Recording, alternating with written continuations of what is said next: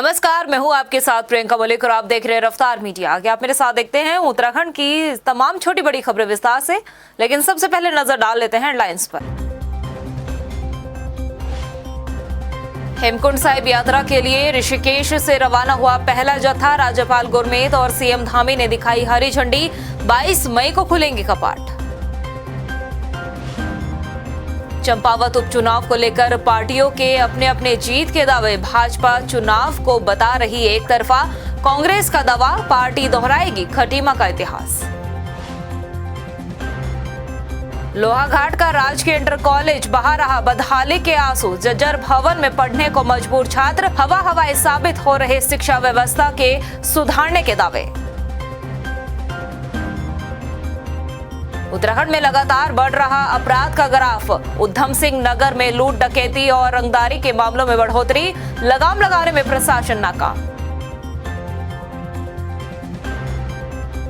और खाद्य मंत्री रेखा आर्य के आदेश का दिख रहा असर। लक्सर में अपात्र राशन कार्ड जमा करने की कवायद शुरू। 31 मई तक का है अल्टीमेटम। हेडलाइंस के बाद बुलेटिन में खबरें विस्तार से। उत्तराखंड में 4 धाम यात्रा के बाद 5वें धाम के रूप में विख्यात हेमकुंड साहिब यात्रा के लिए पहला जत्था रवाना हो चुका है। ऋषिकेश में गुरुद्वारे हेमकुंड साहिब परिसर से उत्तराखंड के गवर्नर गुरमीत सिंह और मुख्यमंत्री पुष्कर सिंह धामी ने पहले जत्थे को हरी झंडी दिखाकर रवाना किया है। आपको बता दें कि श्री हेमकुंड साहिब के कपाट 22 मई को खुलेंगे, जिसके बाद विधिवत रूप से यात्रा शुरू हो जाएगी।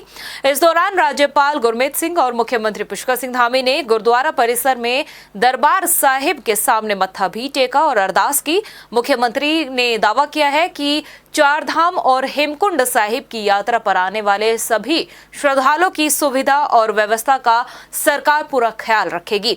श्रद्धालु केवल यात्रा मार्ग पर जाने से पहले अपने पंजीकरण और दर्शनों के लिए स्लॉट बुक करवाना ना भूलें। आज का प्रोग्राम में माननीय गवर्नर साहब, माननीय मुख्यमंत्री जी और मंत्री जी, मेयर सारे पहुंचे थे। और सबसे अच्छी बात लगी जो धार्मिक संस्थाओं के जितने हेड हैं वो भी पहुंचे। तो एक बहुत बड़ा मैसेज पूरी दुनिया में गया है कि जो हमारा उत्तराखंड है ये देवभूमि है, इसमें देवों का वास है। यहाँ पर सारों की जो कहते हैं ना अतिथि देव हो की भावना है। सभी अपने खुले दिल से खुले हाथ खोल के आपके वेलकम के लिए खड़े हैं। शुभ दिन है। आज से यात्रा हेमकुंड साहिब के लिए प्रारंभ हो रही है और उस जत्थे को हम लोग यहाँ पर रवाना भी कर रहे हैं। और आज बड़ा शुभ दिन है और मैं सभी से कहूँगा कि अभी तो यात्री लोग जा रहे हैं, जो स्वस्थ हैं उन्हीं को यात्रा में जाना है। और हम सबसे अनुरोध भी हमने किया है और हमारे देश के प्रधानमंत्री जी मोदी जी ने आगे निकट भविष्य में वहाँ के लिए रोपवे की जो घोषणा की है, जल्दी से जल्दी वो काम होगा। बहुत ही बड़ा दिन है आज। ऋषिकेश से गुरुद्वारा साहिब से जो यात्री हैं, श्रद्धालु हैं, जो पहला जत्था है वो हेमकुंड साहिब जा रहा है। ये हम सब के लिए, पूरे उत्तराखंड के लिए बहुत सौभाग्य का दिन है, बहुत हर्ष और उल्लास का दिन है कि पहले यात्री जो हैं वो यहाँ से जा रहे हैं। देखिए अभी 4 धाम की यात्रा चल रही है। ये प्रभु का, शिव जी का सबसे बड़ा आशीर्वाद है। और आज से जो यात्री चलेंगे ये 22 तारीख से हेमकुंड साहिब में जाएंगे। मुख्यमंत्री पुष्कर सिंह धामी की मौजूदगी में उत्तराखंड सरकार और भारत पेट्रोलियम कॉर्पोरेशन लिमिटेड के बीच एमओयू पर साइन किए गए हैं। राज्य में नवीनीकरण और कई दूसरी परियोजनाओं के विकास और 100% वित्तीय निवेश किए जाने के लिए ये एमओयू किया गया है। मुख्यमंत्री पुष्कर सिंह धामी ने एमओयू पर खुशी जाहिर करते हुए कहा कि इससे प्रदेश में रिन्यूएबल एनर्जी, खासतौर पर सौर ऊर्जा के क्षेत्र में प्रगति होगी। सौर ऊर्जा और पर्यटन राज्य के विकास के 2 प्रमुख आधार है। प्रदेश में आर्थिक व्यवस्था के साथ ही आर्थिक विकास के साथ साथ उद्योगों और घरेलू क्षेत्र में ऊर्जा की मांग बढ़ती जा रही है। राज्य सरकार की पूरी कोशिश है कि उत्तराखंड ऊर्जा सरप्लस स्टेट बने। इसके लिए सौर ऊर्जा पर भी खास फोकस किया जा रहा है। वहीं उत्तराखंड में राज्यसभा की एक सीट के लिए चुनाव 10 जून को होने जा रहा है। चुनाव आयोग ने राज्य की खाली एक सीट के लिए चुनाव कार्यक्रम भी जारी कर दिए हैं, लेकिन भाजपा की तरफ से भेजे गए 5 नामों को लेकर पार्टी में एकमत नहीं दिखाई दे रहा है। हालांकि इन नामों को लेकर राज्यसभा सदस्य नरेश बंसल ने कहा है कि इन नामों पर स्थिति पूरी तरह से साफ है। उन्होंने कहा कि नामों को लेकर किसी भी तरह का कोई मतभेद नहीं है और 5 नामों पर पार्टी में मंथन चल रहा है। नहीं, नाम पैनल भेजा जाता है, किसने का एक राय नजर नहीं होती है। जब घोषित होगा तो एक राय से होगा, एक ही नाम होगा, 5 नाम तो घोषित नहीं होंगे। हम पे विकल्प है, उन विकल्पों में विचार करके पार्टी एक नाम घोषित करेगी। हमारे कार्यकर्ता हैं 5। वहीं प्रदेश में चंपावत विधानसभा सीट पर हो रहे उपचुनाव को लेकर कई तरह की तैयारियां चल रही है। ऐसे में चुनावी सरगर्मियां भी तेज हो चुका है। आरोप प्रत्यारोप का दौर जारी है। आपको बता दें कि भाजपा प्रवक्ता शादाब शम्स ने कांग्रेस पर उपचुनाव को लेकर तंज कसा है। शादाब शम्स ने कहा कि कांग्रेस चुनाव से पहले ही हार मान चुकी है, लिहाजा कांग्रेस की प्रचार प्रसार में भी कोई दिलचस्पी नहीं दिखाई दे रही है।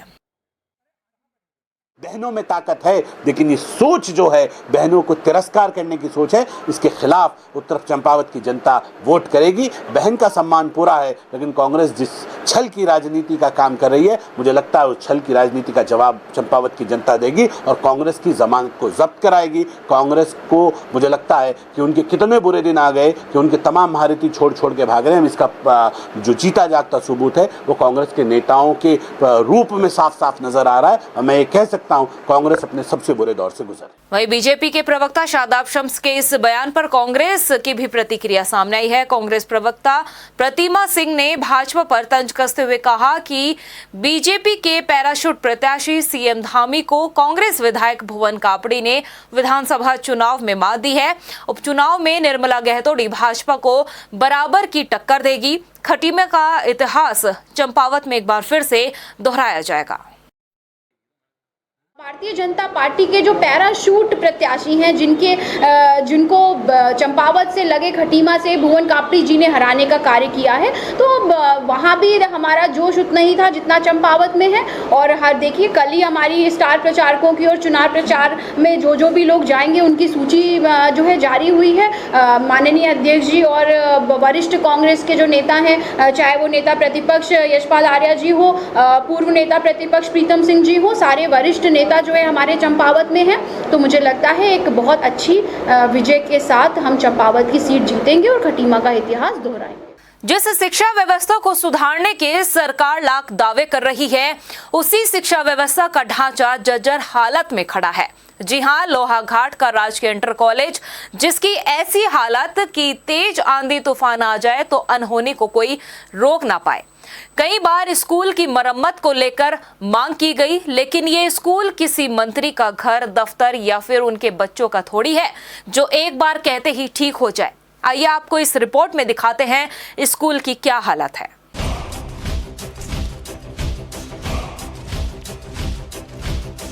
ये तस्वीर है लोहाघाट के राजकीय इंटर कॉलेज की और राज्य सरकार की शिक्षा व्यवस्था को लेकर किए गए खोखले दावों की। उत्तराखंड में सरकार शिक्षा व्यवस्था को सुधारने का दावा तो करती है, बच्चों का बेहतर भविष्य बनाने की बात भी कही जाती है। विद्यालयी शिक्षा के ढांचे को खूबसूरत और सुरक्षित बनाने के दावे भी होते हैं, लेकिन हकीकत इन सब के विपरीत दिखाई दे रही है।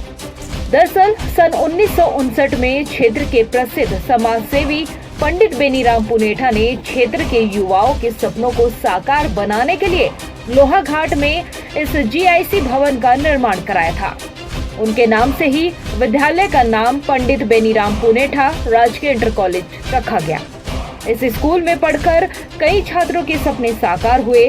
कई अफसर, अध्यापक और सैनिक जीआईसी लोहाघाट ने दिए, लेकिन आज सरकार, शिक्षा विभाग, प्रशासन और जनप्रतिनिधियों की लापरवाही से राजकीय इंटर कॉलेज अपनी बदहाली पर आंसू बहा रहा है। जहां पर नौनिहाल जर्जर भवन में पढ़ने को मजबूर है और हमारे मंत्री नेता अपने आलीशान महलों में बैठकर एसी की हवा खा रहे हैं। स्कूल की हालत ऐसी है कि हल्की बारिश होती नहीं कि स्कूल की छत टपकने लगती है, दीवारों में दरारें पड़ी है। तेज आंधी तूफान आ जाए तो स्कूल की दीवारें कब ढह जाए कुछ कहा भी नहीं जा सकता। स्कूल के प्रधानाचार्य श्यामदत्त चौबे का कहना है कि शिक्षा विभाग के अधिकारी और जनप्रतिनिधियों से कई बार भवन की मरम्मत करने को लेकर मांग की जा चुकी है, लेकिन अनदेखी और खोखले आश्वासन के सिवा आज तक कुछ भी नहीं मिला। उसको संज्ञान लेना पड़ेगा अब हमें, क्योंकि मैंने अपनी ओर से भी कोशिश की कि इसको मैं अपने सरकार तक, माननीय मंत्री जी तक, शिक्षा मंत्री जी, और हाल में ही मैंने डायरेक्टर साहब को भी इससे अवगत कराकर पूरे जो हमारी छत जो आज इसकी प्राचीन रूप से भी समझो मैं उसको तो एक किस्म से छतग्रस्त होकर के उसमें पानी टपक रहा है, उससे हमारी जो कीमती इमारती लकड़ी है वो सड़ रही है और दीवारों में पानी रिस रहा है। तो ये अगर ठीक हो जाए, इसमें पेंट हो जाए, और साथ ही हमारी जो ये प्लास्टर उघड़ रहा है कक्षों में उसकी स्थिति देखने लायक है, अब नहीं रही है, तो कम से कम छात्रों का भी एक साइकोलॉजिकली कैसा होता है, जिस कक्ष में पढ़ने जाते हैं वहां पर एक अच्छा माहौल ये बने, हम प्रयास कर रहे हैं। वहीं जब राजकीय इंटर कॉलेज की बदहाली को लेकर शिक्षा विभाग के अधिकारी से बात की गई तो उन्होंने जिला योजना के अंतर्गत स्कूल की मरम्मत करने का आश्वासन दे दिया। टीन शेड है उसको रिप्लेसमेंट, कमरों में प्लास्टर जो है वो जहाँ झड़ रहा है तो वो उसको रिनोवेशन, और अंदर के कमरों का रंग रोगन, इसके साथ ही बच्चों को पढ़ने लिखने में सुविधा हो के दृष्टिगत समुचित प्रकाश की व्यवस्था के लिए पूरे कक्षों की एक इलेक्ट्रिकल वायरिंग और LED ट्यूबलाइट्स के माध्यम से समुचित प्रकाश व्यवस्था किए जाने की योजना है। और हमारा ये प्रयास रहेगा कि इसको हम जिला योजना के माध्यम से प्रस्तावित करें, और आशा करते हैं कि विद्यालय जो है वो अपने नए रूप में रंग रोगन के संग जो है वो हमें जल्दी ही उपलब्ध हो जाए। स्कूल का मुखिया ऐतिहासिक धरोहर को बचाने के लिए लगातार संघर्ष करता है ताकि उसके क्षेत्र की शान और उसके क्षेत्र के बच्चे इसी छत के नीचे अपने भविष्य की कहानी लिख सके। लेकिन शिक्षा विभाग सोया हुआ है और नेता झूठी घोषणा करने में लगे हुए हैं। ऐसे में अब सवाल मंत्री साहब से ये है कि क्या ऐसी हालत आपके घर दफ्तरों की भी है? क्या ऐसी हालत आपके बच्चों के स्कूलों की भी है? क्या ऐसे भवनों में आप अपने बच्चों को पढ़ा सकते हैं? सवाल तो कई हैं, लेकिन जवाब कब मिलेगा कोई नहीं जानता। लेकिन हाँ, शिक्षा व्यवस्था को बेहतर बनाने के दावे लगातार यूं ही होते रहेंगे। रफ्तार मीडिया के लिए लोहाघाट से लक्ष्मण सिंह की रिपोर्ट। वहीं देहरादून शहर की लाइट व्यवस्था को दुरुस्त करने के लिए नगर आयुक्त ने EESL स्टेट हेड को निर्देशित किया है कि कंपनी के कर्मचारी से नाइट पेट्रोलिंग कराई जाए ताकि रोजाना मिलने वाली शिकायतों में कमी आए। साथ ही कंपनी नगर परिसर के विद्युत विभाग में जल्द शिकायत कक्ष भी स्थापित करे। नगर आयुक्त का कहना है कि मानसून आने से पहले सभी लाइटों के स्विच को कवर किया जाएगा, जिससे बरसात में स्विच खराब ना हो। EESL जो कंपनी है उसको नगर निगम के द्वारा अनुबंधित किया गया है कि सारी स्ट्रीट लाइट्स जो नगर निगम क्षेत्र में है उसको मेंटेन किया जाएगा। और समय समय पे हमको शिकायतें ये प्राप्त होती रहती हैं कि स्ट्रीट लाइट्स जो ख़राब हैं वो समय से मेंटेन नहीं हो पा रही हैं, 48 घंटे जो समय सीमा है, अथवा जो उनकी कंप्लेंट है वो रजिस्टर नहीं हो पा रही है। तो इस संबंध में हमने EESL के साथ एक बैठक करके उनको निर्देश दिए हैं कि टेलीफोन नंबर एक अपना यहाँ पे जो है ऑफिस टाइमिंग्स में चालू रखेंगे जिस पे कंप्लेंट की जा सकी है। इस साल प्रदेश में मानसून जून के पहले हफ्ते में आने की उम्मीद जताई जा रही है, लिहाजा देहरादून नगर निगम ने शहर के मुख्य नदी नालों को साफ करना शुरू कर दिया है। शहर में मौजूद रसपना और बिंदाल नदियों के साथ ही छोटे बड़े 32 नालों की सफाई की जा रही है। नगर निगम का उन नालों पर खास फोकस है जिनसे पिछले साल बाढ़ की स्थिति बनी हुई थी। लगभग 35 से 40 नाले ऐसे आइडेंटिफाइड हैं नगर निगम क्षेत्रों में जहां पे कचरा या फिर सिल्ट भरा होने के कारण ऐसी संभावना है जहां पे पानी यदि ज़्यादा क्वांटिटी में आ जाता है तो ओवर फ्लो होने की संभावना रहती है। इसी सभी नालों को चिन्हीकरण कराते हुए डेली बेसिस पर इनकी सफाई करवाई जा रही है। 5 विभिन्न टीमों के द्वारा इन पूरा रोस्टर के तैयार करते हुए इन नालों की सफाई डेली बेसिस पे चल रही है, जिसकी नगर निगम के द्वारा लगातार मॉनिटरिंग करी जा रही है। वहीं देहरादून के जोगीवाला पुलिस चौकी में महिला की बेरहमी से की गई पिटाई के मामले को अब गंभीरता से लेते हुए जांच के निर्देश दे दिए गए हैं। आपको बता दें कि जोगीवाला चौकी में चोरी के शक पर एक महिला को थाने में बेरहमी से पीटा गया, जिसके बाद चौकी प्रभारी दीपक गैरोला को निलंबित भी कर दिया गया और मामले की जांच नेहरू कॉलोनी सीओ अनिल जोशी को दे दी गई है। 1 सप्ताह के भीतर जांच रिपोर्ट जमा करानी होगी। देखिए, जो जानकारी मिली थी उसमें महिला द्वारा और उसके परिजनों द्वारा आरोप लगाया गया था कि एक चोरी के आरोप में संदिग्ध मानते हुए महिला को चौकी पर लाकर उसके साथ मारपिटाई की गई।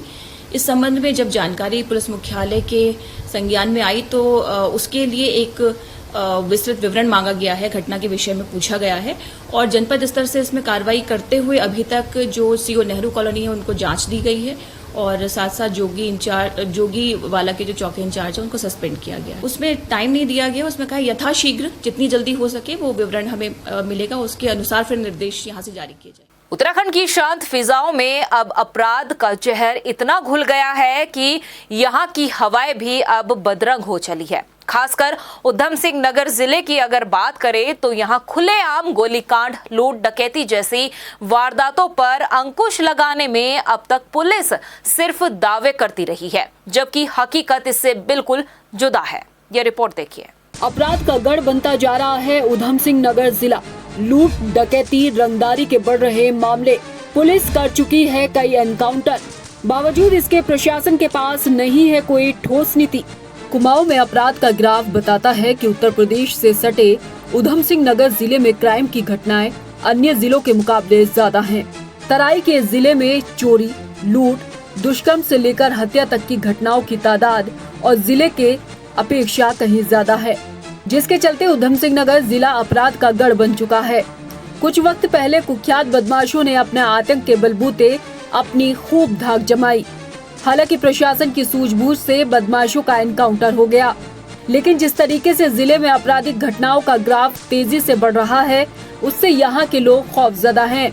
जिले के कप्तान आपराधिक गतिविधियों में शामिल लोगों को सलाखों के पीछे भेजकर अपनी पीठ जरूर थपथपा रहे हैं, लेकिन क्राइम से जुड़ी घटनाओं पर रोक लगाने के लिए पुलिस के पास कोई ठोस रणनीति नहीं है। गोलीकांड को हम हाईएस्ट लेवल ऑफ सीरियसनेस से हम डील कर रहे हैं। इससे पहले भी गोलीकांड होते थे और हो रहे लगातार। यहाँ पे वारदातें का क्रिमिनल जो हिस्ट्री रहता है, आंकड़ों के हिसाब से हम बात करें तो लगातार ऐसी वारदातें सामने आई हैं। इस बार ये अप्रोच थोड़ा सा डिफरेंट है कि किसी भी तरह का गोलीकांड होता है तो हम केवल उसको गोलीकांड की तरह नहीं देखेंगे, हम इसको शांति व्यवस्था की चुनौती और शांति व्यवस्था की प्रॉब्लम की तरह देखेंगे।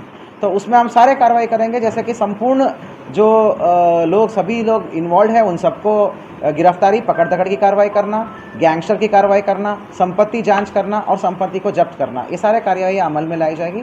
हम इसको हाईएस्ट सीरियसनेस के साथ लेते हैं और इसलिए आप देख पा रहे हैं जितने भी गोलीकांड हुआ है अभी पिछले 1 महीने में, सबकी अनावरण हो चुका है, सभी अभियुक्त जेल में गए हैं। बदमाशों की दहशत से एक बार फिर उधम सिंह नगर जिला दहल उठा।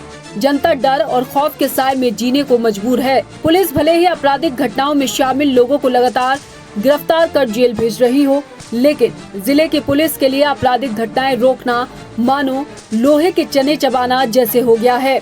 अगर वक्त रहते पुलिस के आला अफसरों ने जनपद उधम सिंह नगर की तरफ ध्यान नहीं दिया तो वो दिन दूर नहीं जब जनपद उधम सिंह नगर एक बार फिर जंगल राज के नाम से जाना जाएगा। दफ्तार मीडिया के लिए उधम सिंह नगर से आरिफ खान की रिपोर्ट। खाद्य मंत्रालय के आदेश के बाद लक्सर में अपात्र राशन धारकों ने राशन कार्ड जमा करने की कवायद शुरू कर दी है। अपात्र राशन कार्ड धारक खाद्य पूर्ति अधिकारी कार्यालय पहुंचकर अपना कार्ड जमा भी कर रहे हैं। खाद्य मंत्रालय ने सभी अपात्र राशन कार्ड धारकों को 31 मई तक के लिए आखिरी तारीख दी है, जिसमें दफ्तर में जाकर अपना कार्ड जमा कर सकते हैं। ऐसा न करने पर सख्त कार्रवाई के निर्देश भी दिए गए हैं। हमारी तहसील लक्सर में 43,086 राशन कार्ड NFSC योजना के अंतर्गत बने हुए हैं, जिनमें से अभी तक कार्ड धारकों द्वारा 50 राशन कार्ड सरेंडर किए गए हैं और इसकी लास्ट डेट 31 तारीख है। उसके बाद जांच की जाएगी मंत्रालय खाद्य मंत्रालय द्वारा जांच कराई जाएगी। उसमें जो भी अपात्र पाए जाएंगे इनके का राशन कार्ड निरस्त कर दिया जाएगा। वहीं नैनीताल जिले में आंधी तूफान से हुए नुकसान को लेकर उद्यान और राजस्व विभाग की टीम ने सर्वे शुरू कर दिया है। जिलाधिकारी धीराज गर्ब्याल के मुताबिक जिले के कई इलाकों में अभी बिजली आपूर्ति ठप पड़ी है, जहां पावर कॉरपोरेशन लगातार काम कर रहा है। कई जगहों पर व्यवस्थाओं को दुरुस्त भी कर लिया गया है। अब टीम नुकसान का आंकलन कर रही है और 2 से 3 दिन में रिपोर्ट तैयार कर ली जाएगी। आज हमारी रेवेन्यू की टीम, कृषि विभाग की टीम और हॉर्टिकल्चर की टीम उसके असेसमेंट के लिए यहाँ पर गई हुई, और वैसे ही रामनगर एरिया में, रामगढ़ वाले एरिया में और रामनगर एरिया में जहाँ जहाँ भी नुकसान हुआ है, सारे कर्मचारी हमारे फील्ड पे जा रहे हैं और एक असेसमेंट करके वो 1-2 दिन तक हमें पूरी रिपोर्ट दे देंगे कि कितना नुकसान फसलों में हुआ है और खेती में हुआ है। वहीं लोहाघाट में एकमात्र पोस्टमार्टम हाउस है जिसमें ना तो पानी की कोई व्यवस्था और ना ही साफ सफाई का कोई ध्यान है। गंदगी के बीच डॉक्टर पोस्टमार्टम करने को मजबूर है, जिस पर डॉक्टरों ने नाराजगी भी जताई है। साथ ही जल संस्थान से पेयजल कनेक्शन सुचारू करने की मांग भी की है। डॉक्टरों का कहना है कि उन्हें गंदगी में ही पोस्टमार्टम करना पड़ रहा है, जिससे उनके बीमार होने का भी खतरा बढ़ रहा है। पोस्टमार्टम हाउस में काम करना तो दूर, खड़ा होना भी मुश्किल हो चला है उनके लिए। सर, पानी की व्यवस्था की वजह से सब हो रहा है। हमने जो है जल विभाग को पहले भी लेटर दिया कि यहाँ पानी की सुविधा नहीं है। टोटी लगे हुए, रास्ते से कोई पाइप तोड़ता है, क्या होता है, पानी नहीं आता है, जिस वजह से यहाँ गंदगी रहती है। तो अब पानी की सुविधा ठीक हो जाएगी, हमसे वॉश करा देंगे सारा। हमने बोल दिया है सचिन से, आज वो झाड़ू लगा देंगे हमारे पर्यावरण मित्र। वहीं गदरपुर के कंकड़ा गांव के निवासियों ने बिजली नहीं मिलने से परेशान होकर पावर हाउस में विरोध प्रदर्शन किया है। इस मौके पर स्थानीय लोगों ने बताया कि उनके गांव में पिछले 3 दिन से लाइट नहीं आ रही है, जिसकी वजह से लोगों को भारी परेशानियों का सामना करना पड़ रहा है। हमारे खेत सूख रहे हैं, लाइट नहीं दे रहे हैं, घर में परेशानी है पानी भरने के लिए, लाइट नहीं, कुछ नहीं, छोटे छोटे बच्चे परेशान हो रहे हैं। हम यहाँ आते हैं, कह रहे हैं लाइट है, लाइट यहाँ रिकॉर्डिंग करते हैं, लाइट है नहीं, और जानवर प्यासे हैं हमारे। और जैसे लाइट भेजते हैं, देख मोटर पे जाओ, देखने जाओ, बाद में आए तो चक्कर उल्टे कर देते हैं। बस बेर रात में 10 मिनट बाद जाओ, लाइट कट कर देते हैं, कभी इधर कट, कभी 2 फेज, कभी आती नहीं, या आती है तो 2 फेज कर देते हैं। राज्य महिला आयोग की अध्यक्ष कुसुम कंडवाल ने पुलिस और प्रशासन के साथ हल्द्वानी शहर के स्पा सेंटरों में छापेमारी की कार्यवाही की है। इस दौरान स्पा सेंटरों में काफी अनियमितताएं देखने को भी मिली। टीम के पहुंचते ही कई युवतियां मौके से फरार भी हो गई। महिला आयोग की अध्यक्ष कुसुम कंडवाल के निर्देश पर 2 स्पा सेंटरों में चालान की कार्यवाही भी की गई है। तो हम चालन करके जा रहे हैं, लेकिन छोड़ेंगे नहीं हम। हमारी गाइडलाइन तैयार, बहुत जल्दी शासन प्रशासन को हमने अपनी गाइडलाइन भेज दी है कि स्पा सेंटरों में महिलाओं की ही मसाज करेंगे, पुरुषों का नहीं करेंगी। इसलिए आज हमने इन्हें सिर्फ इनका चालान काटा है, भविष्य में हम इन्हें जेल भेजेंगे। प्रदेश की खबरों में इतना ही, फिर हाजिर होंगे कुछ खास खबरों के साथ। तब तक के लिए मुझे दे इजाजत, नमस्कार। हेमकुंड साहिब यात्रा के लिए ऋषिकेश से रवाना हुआ पहला जत्था। राज्यपाल गुरमीत और सीएम धामी ने दिखाई हरी झंडी। 22 मई को खुलेंगे कपाट। चंपावत उपचुनाव को लेकर पार्टियों के अपने अपने जीत के दावे। भाजपा चुनाव को बता रही एक तरफा, कांग्रेस का दावा पार्टी दोहराएगी खटीमा का इतिहास। लोहाघाट का राजकीय इंटर कॉलेज बहा रहा बदहाली के आंसू। जज्जर भवन में पढ़ने को मजबूर छात्र। हवाई साबित हो रहे शिक्षा व्यवस्था के सुधारने के दावे। उत्तराखंड में लगातार बढ़ रहा अपराध का ग्राफ। उधम सिंह नगर में लूट डकैती और रंगदारी के मामलों में बढ़ोतरी। लगाम लगाने में प्रशासन नाकाम। और खाद्य मंत्री रेखा आर्य के आदेश का दिख रहा असर। लक्सर में अपात्र राशन कार्ड जमा करने की कवायद शुरू। 31 मई तक का है अल्टीमेटम।